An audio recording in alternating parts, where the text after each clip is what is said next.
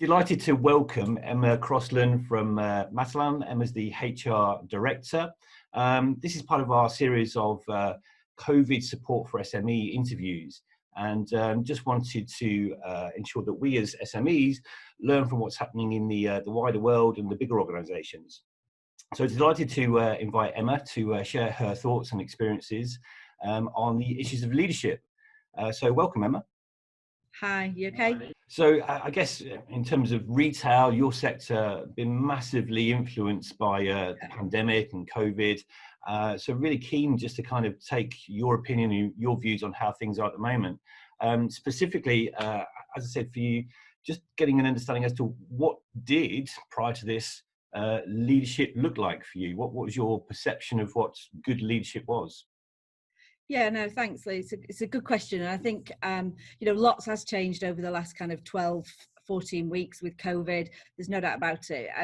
Before COVID, a really key skill for us from a leadership point of view is authenticity. So being honest, genuine and down to earth. And actually by doing that, you can create real followship.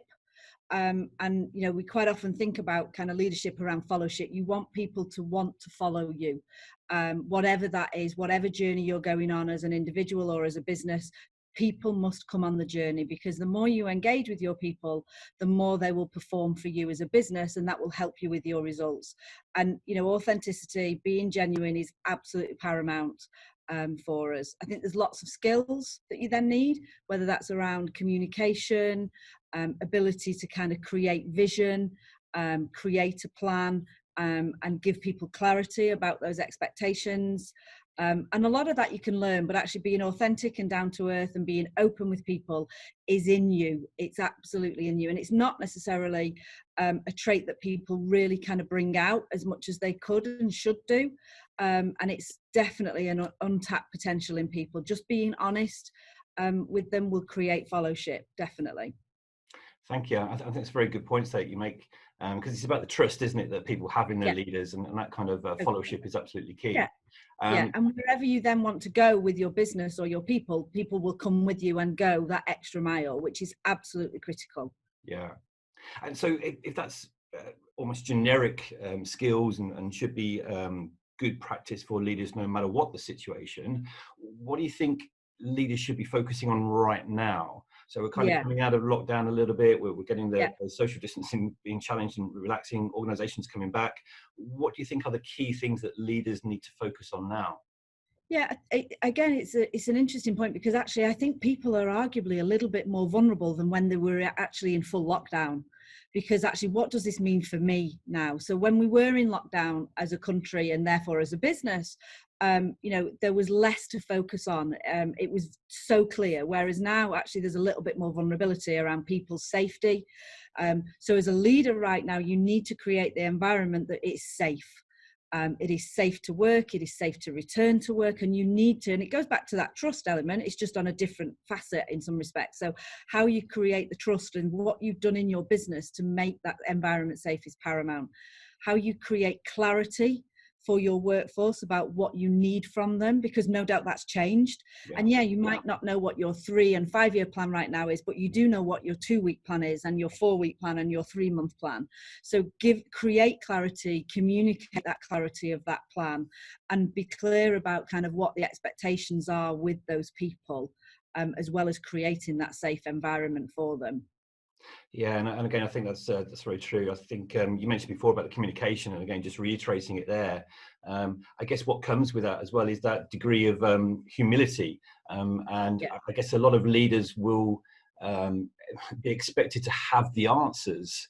How would you advise leaders deal with that? Because unless they have kind of crystal balls, it's very difficult to kind of predict.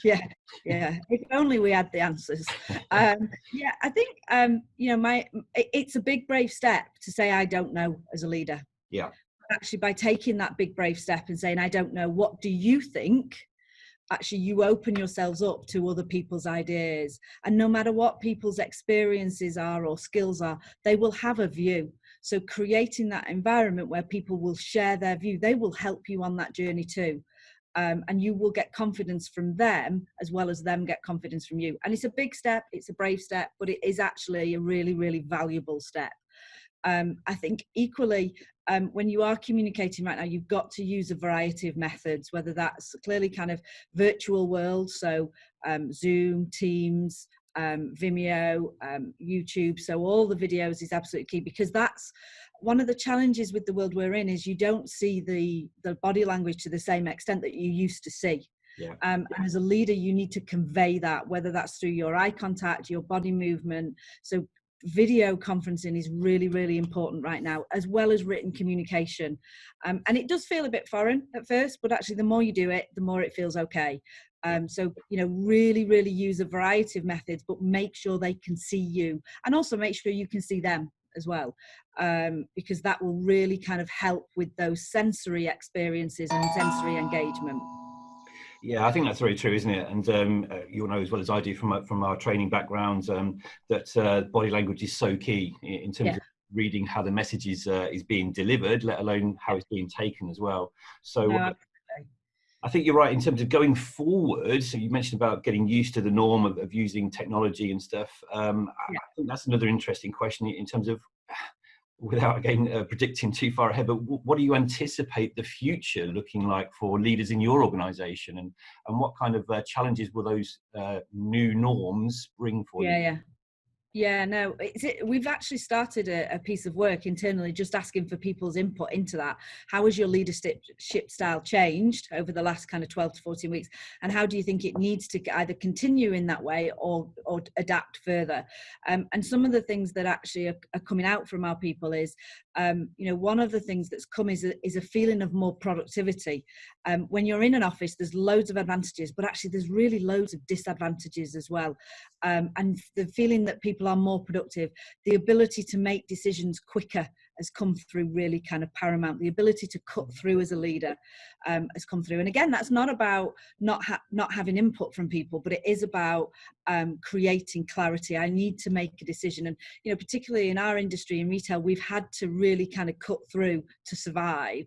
And that, historically, you might have taken 3 or 4 meetings or 3 or 4 weeks to agree a set of objectives. Whereas now you're actually delivering the work in 3 to 4 weeks. So, it's the cut through and the decision making is absolutely phenomenal, really. And that's something that as a business we've recognized, and the leaders in our business have recognized, we really want to keep that. We really want to keep that agility, because what we do know is we've got to be much more comfortable with ambiguity. We've got to be much more comfortable with agility and flexibility. And therefore, actually, plans don't necessarily need to be for the real long term anymore. They need to be in kind of 3 and 6 and possibly 9-month chunks, and much more iterative, rather than kind of this big reveal ta-da moment of here's our 5-year plan. It's the feeling it's very, very iterative. So as a leader, then that's actually a very different way of working as well. Yeah, very much so, and I understand that fluidity or the need for that. And again, but change is constant, and this year has really highlighted the for adaptability and thinking on your feet. Yeah, but also, I guess the other thing that it's shown us is that we can change. So what would have been an 18-month change program was 5 days, and the amount of times I've heard that from other people in every sector. So we can change as an industry, we can change as a nation. The fear, it's back to that, the fear of doing it creates this huge infrastructure around it, whereas actually when there's a burning platform and an imperative, we can. And it's how do you create those burning platforms in a non-fearful way so that you can keep the change going, because actually it's only by the constant change and getting used to that you will survive. Yeah, I think again you make some fantastic points there. That the need to change is being forced on people. But going forward, as you said before, that's obviously bringing about some new skill sets and new mindsets for leaders and employees to be aware of. So how do you predict L&D will respond to that, or how do you want L&D to respond to that? Because that's going to be quite a mindset change for a lot of people that have been used to maybe a different style, a different approach, and certainly a different skill set as well. Yeah, no, absolutely. I think, I think the first thing that we need from kind of L&D moving forward is digital first. So again, I think L&D has been on the journey a little bit more advanced than maybe some other teams. but again, it's really kind of leapfrogged into a digital first way. It's also really going to kind of really drive home the need for self-driven learning rather than your typical facilitated learning. So actually creating a learning culture is still as important as ever, just in quite a different way. And that face-to-face is no longer going to be that kind of go-to place. It is more about digitalization, virtual learning, and there's some fantastic platforms out there that you can still have quite a classroom-based experience and split into groups, and so it's not that you won't get the engagement, it just needs to be digital first. Yeah, totally agree. We're looking at exactly the same. So we're starting to move some of our classroom training courses onto learning on demand basis. And you're absolutely right about the technology. The technology now, some of the platforms that we're looking at, the Thinkific platform that we use, still enables that interactivity. So you can still have conversations with your tutor real time. You can still upload video contents to be assessed. And totally. It's moved on massively in my time of 25 years or so. Yeah. No, absolutely. And I think also, you know, out of all the functions, you know, a learning and development function has that growth mindset, you know, that ability to adapt and that ability to do things differently. And I think, you know, they've got a real role to play in helping people, because actually the flip side of this is more than ever, we need development in our business. You know, we've got more anxiety than ever around COVID. We need to help them with that. We've got more concern about the future than ever. We need to help them with that. We've got people that, you know, adapt to change easier than others, and we need to help people with that. And that's before you get to your typical kind of talent program. So, you know, that some of the content needs to change in the short term, I think, but equally we will come back to the kind of, I guess, almost the kind of fundamental foundations of talent development in coming months. It's just not right here, right now. So I think the other advantage that we've got is by going virtual, it's so much more flexible. And actually there's loads of advantages to that, whether it's people learning from home, whether it's the time that you do it, whether it's you choose when you access it. So there's lots and lots of advantages of kind of moving digital and virtual. Yeah, again, totally agree. I mean, the ability to press pause on something and then revisit it, it's almost like the Sky Plus learning and development approach. Yeah, totally. Yeah, totally. There's no ad break to fast forward through though. I think a couple of final questions for you, Emma. I think looking forward, what's your biggest hope for leaders going forward then from this year, which has been unprecedented is the key word, isn't it? Yeah, no, it is. Yeah, totally. I think it used to be quite an overused word, but never true word nowadays. Hey, so I think my biggest hope for leaders is that they see the positives through this experience, and they really kind of grasp the opportunity to look at how they've adapted as a leader and really give themselves a huge pat on the back. Because actually navigating this right now as a leader is tough. It is hard. So, you know, I really hope that people see the positives. I really hope that they celebrate what's gone well, rather than just be kind of an exhausted heap at the end of it. So, you know, not forgetting the positivity and the recognition. I think that's a really good point you make there about celebrating what's gone well. Again, the danger, I guess, is to move on to the next burning platform Totally. issue. Totally. So celebrating and rewarding your people, part of that getting them to follow you is part of that reward process as well. No, absolutely. The flip side of that question, I guess, is what's your biggest concerns then? What's your worries for your leaders? My worries for the leaders, and it's probably actually it's an organisational worry, is burnout and well-being. Never more than ever, the well-being of people in the workplace. You know, the world is the most vulnerable it's ever been. So, you know, some of our fundamental platforms just aren't as stable as they used to be.